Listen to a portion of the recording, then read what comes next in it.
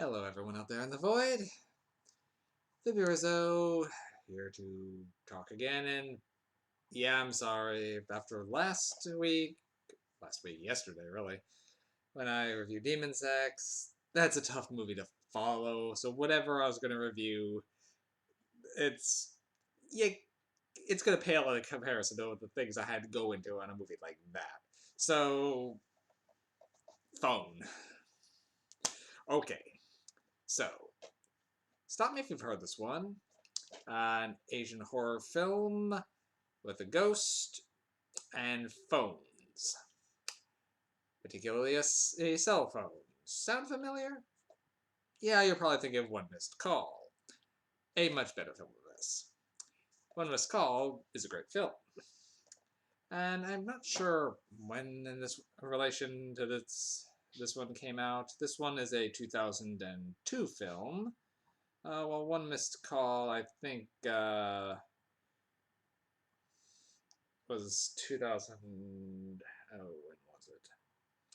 Trying to look it up, but all I keep finding is other things by the same name. Ah, there it is. It was 2003, so this one actually did beat out One Was Called by a year. So there is that. But there's not a lot of substance to this movie, and that's kind of a shame.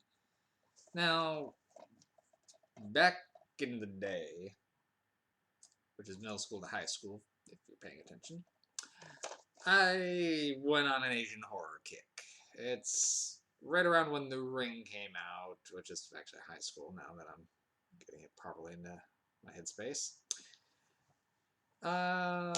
Starting to date myself. Anyway, because at the time I'd seen a lot of horror movies up to that point, and they were starting to lose their effect. Enter Asian horror films, which played by their own rules and were, in my mind, quite a bit more terrifying. Mostly due to the stylistic change, it was not something I was used to. So I bought up everything I could in that regard. And including several movies that now are probably kind of more throwaway films. Just, they're fine, but at the time I still viewed them as something better because I thought they were great. Phone was one of those in that category. This one's a South Korean film. Its original title is just Pon, I believe it's pronounced. I could be saying that wrong. And I got this somewhere in the gist of that where I was finding every Asian horror movie I could. Now, this one's not a bad movie. It's just okay. So, let's see. This one has a few things going for it, particularly the setup was pretty good. And the acting is definitely very good, particularly one little girl in this movie, because, woof, unlike my last complaints with La Llorona, now this little girl can act her ass off. And she's like 5, so damn. Okay, but I'm getting ahead of myself. So, this one, an investigative reporter named Jiwon is just finished up exposing a ring of sex trafficking pedophiles. People who harassed a bunch of schoolgirls, and she wrote about it and exposed them. They're going to trial. However, a few of them that haven't been picked up by the police yet are now after her, so she needs a place to lie low. So, I don't think they're related, I think they're her friends, offer to put her up in their extra home, because the husband of the two is like this bigwig corporate magnate, and they're loaded. So they agree to put her up there, and so she does. While she starts staying there, her computer starts acting a little weird and shows this random phone number. Well, she's still getting harassing calls from her stalker, so she decides to, okay, I'll change my number to this. And then the problems start. Because she gets some new strange calls that don't seem to be from the stalker, but they do seem to be coming from, well, some woman who's screaming a lot. And, well, After her friend's daughter picks up the phone, she begins acting strange. And our girl Ju-won starts having nightmares about a strange long-haired girl. And things start happening.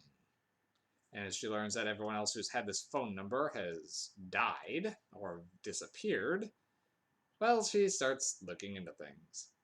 And that's pretty much your standard Ringu style horror investigation. Find out what's going on before it kills you.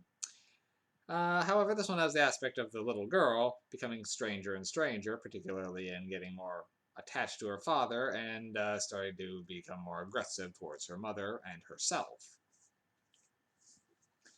As she seems to be, well, possessed by someone. And I will say, this little girl, holy crap, the sinister look she gives and the facial expressions she's making are brilliant. She is the one thing keeping this movie really going. As it turns out, the girl who went missing seems to have fallen in love with the husband that owns the house that Ji-won's staying in, and it was a schoolgirl who was having an affair with him. Well, things start getting awkward as, well, things start coming to light, and there's a twist here or there. Now, I'd seen this movie years ago, and I thought I remembered the twist, but I guess it's been so long that, yeah, it went completely out of my head. So it got me this time. I did lose sight of where it was. But, okay. There are some things that works as movie's credit. The little girl's one. Second, the ghost herself is pretty average. It's fine. But one of the people she tormented escaped her by essentially blinding and deafening herself, and now that had some chilling scenes of the only way to escape is make it so you can't hear the ringing, make it so you can't see the screen. That part was chilling. But the ghost does so little herself other than acting through the young girl. Like, the haunting scenes are so brief that the ghost is so barely in this, it's kind of disappointing.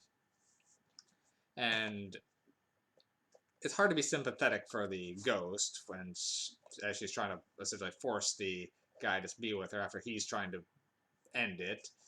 And the wife involved, who's so desperate over her child to protect her, is sympathetic for a while, but she takes a turn at one point that just makes her also hard to get behind. So the only person you're really rooting for is the girl who's caught in the middle of everyone else.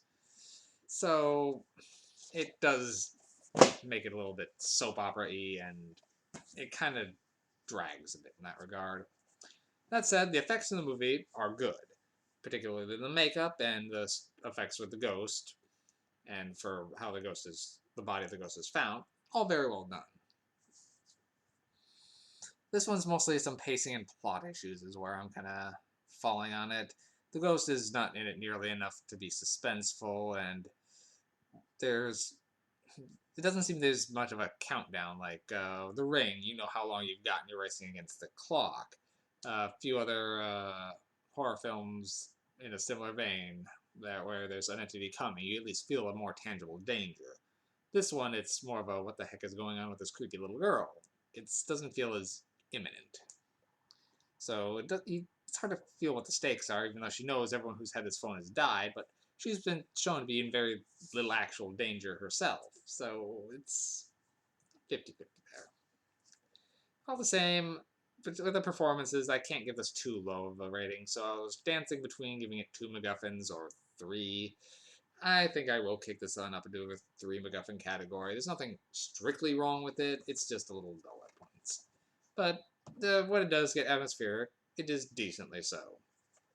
So I'll give it a low 3 MacGuffins. Phone isn't a bad film, but at the end of the day, it's still a poor man's One Missed Call.